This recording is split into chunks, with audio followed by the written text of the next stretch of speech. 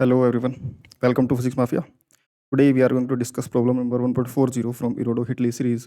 इस प्रॉब्लम में यार हमें दे रखा है कि particle moves along an arc of circle of radius R radius circle में पार्टिकल मूव करता है और जो डिस्टेंस ट्रेवल्ड है ना, according to L equal to A sine omega T, L displacement from the initial position से इसका displacement है मेजर्ड अलोंग द आर्क के अलोंग मेजर करा हुआ, यानी कि एक तरीके से डिस्टेंस जो चला वो डिस्टेंस तुम्हारा L equal to A sine omega T है। इन्होंने बोला डिस्प्लेसमेंट है, लेकिन बोला है कि वो उसको मेजर आर्क के अलोंग करा गया है, डायरेक्ट डिस्प्लेसमेंट नहीं। ठीक है, आर्क के along displacement L equal to A sine omega T, यानी कि डिस्टेंस ट्रेवल्ड के हिसाब से दे रखा है। ए और ओमेगा कांस्टेंट है जिसकी वैल्यू रेडियस ए और ओमेगा तीनों चीजें में दे रखी है। पूछा है magnitude of total acceleration, total acceleration बताना है क्योंकि सर्कुलर मोशन में चल रहा है। पार्टिकल का जो डिस्टेंस है वो as a function of time change हो रहा है, तो वो टाइम पर डिपेंडेंट है, तो टेंजेंशियल एक्सेलरेशन नॉर्मल एक्सेलरेशन दोनों होंगी। तो उसके हिसाब से हमें टोटल एक्सेलरेशन बतानी है l equal to 0, l equal to plus minus a पर। साथ ही साथ हमें बताना है minimum value of acceleration and displacement corresponding to this minimum acceleration, यानी जिस समय एक्सेलरेशन मिनिमम होगी, टोटल एक्सेलरेशन जिस समय मिनिमम होगी उस समय पर कितने डिस्टेंस या कितना आर्क लेंथ वो कवर कर चुका होगा, ये हमें बताना है। हमने माना टी इक्वल टू 0 पार्टिकल यहाँ था, जनरल किसी टाइम टी पर ये है, उसकी वेलोसिटी के लिए हमें distance travelled l equal to A sine omega t दे रखा है। तो स्पीड जो बनेगी वो rate of change of distance होता है d l by d t. Differentiate करेंगे तो ए इंटू साइन का डिफ्रेंशिएशन कोस ओमेगा टी, और अंदर ओमेगा टी का डिफ्रेंशिएशन करेंगे तो ओमेगा बाहर आ जाएगा, a omega cos omega t speed आ जाएगी। इसको डिफ्रेंशिएट करेंगे तो स्पीड का rate of change tangential acceleration होता है। ए ओमेगा ऐसे कैसे साइन कोस का डिफ्रेंशिएशन माइनस का साइन ओमेगा टी, और फिर से ओमेगा टी के डिफ्रेंशिएशन से एक ओमेगा और आएगा तो ओमेगा स्क्वायर बन जाएगा, यानी कि ये तुम्हारी टेंजेंशियल एक्सेलरेशन निकल के आ गई। नॉर्मल एक्सेलरेशन जो होता है वो v square by R, centre की तरफ सेंट्रीपिटल एक्सेलरेशन, तो वी हमारे पास था A omega cos omega T, इसका स्क्वायर कर दिया अपॉन में आर। ठीक है, तो हमारे पास टेंजेंशियल एक्सेलरेशन नॉर्मल एक्सेलरेशन दोनों है। इस बार नेट एक्सेलरेशन दोनों के स्क्वायर करके ऐड कर देंगे, नेट एक्सेलरेशन निकल के आ जाएगी। अब हमें पॉइंट्स दे रखे हैं। पहला क्वेश्चन जो था एल इक्वल टू 0 पर पूछा था हमसे टोटल एक्सेलरेशन, तो एल इक्वल टू 0 पर ये तुम्हारा एल 0 है, साइन ओमेगा टी की वैल्यू 0, साइन ओमेगा टी 0 होगा तो कोस ओमेगा टी उस समय 1 होगा, पक्की बात है। ठीक है, तो अगर साइन ओमेगा टी 0 हो और कोस ओमेगा टी 1 है तो टेंजेंशियल एक्सेलरेशन में साइन की वैल्यू रख देंगे, साइन की वैल्यू रख देंगे तो 0, तो ए टी 0 हो जाएगा, और कोस की वैल्यू 1 रख देंगे तो ये a square omega square by r, ये नॉर्मल एक्सेलरेशन आ जाएगा। तो टेंजेंशियल एक्सेलरेशन 0 आ गई, normal acceleration a square omega square by r आ गया, और नेट एक्सेलरेशन दोनों के स्क्वायर करके ऐड करना, यानी कि 0 का स्क्वायर प्लस ए एन का स्क्वायर का रूट, यानी कि ए एन के बराबर। नॉर्मल एक्सेलरेशन के मैग्नीट्यूड के बराबर ही नेट एक्सेलरेशन का मैग्नीट्यूड होगा a square r omega square by r. ठीक है, ए ओमेगा और आर की वैल्यू रख के कैलकुलेट कर लेंगे तो ए नेट की वैल्यू निकल के आ जाएगी।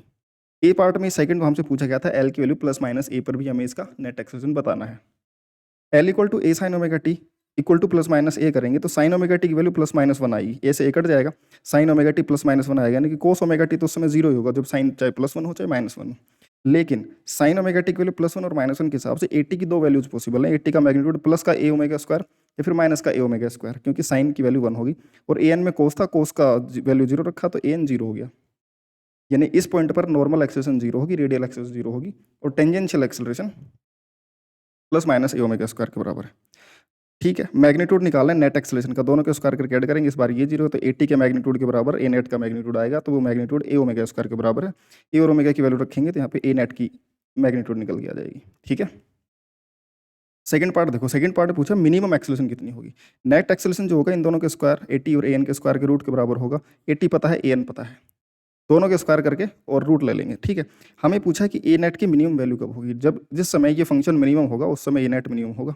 ये फंक्शन मिनिमम होने के लिए इसका डिफरेंशिएशन, क्योंकि ये टाइम के डिपेंडेंट फंक्शन है तो टाइम के साथ में इसका डिफरेंशिएशन 0 होना चाहिए।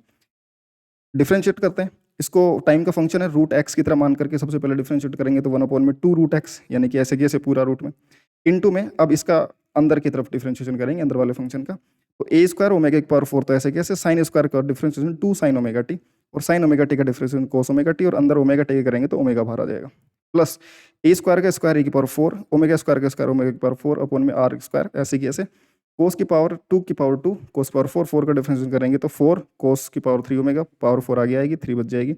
अब कोस का डिफरेंशिएशन माइनस का साइन ओमेगा टी, और अंदर ओमेगा टी करेंगे तो ओमेगा इक्वल टू 0। इसको सोल्व करेंगे, ये तो डिनोमिनेटर तो 0 के अंदर चला जाएगा, इसको बचे हुए को सोल्व करेंगे तो हमारे पास निकल के आएगा cos square omega T R upon में 2a स्क्वायर, यानी कि कोस ओमेगा टी की वैल्यू आर अपॉन में √2a।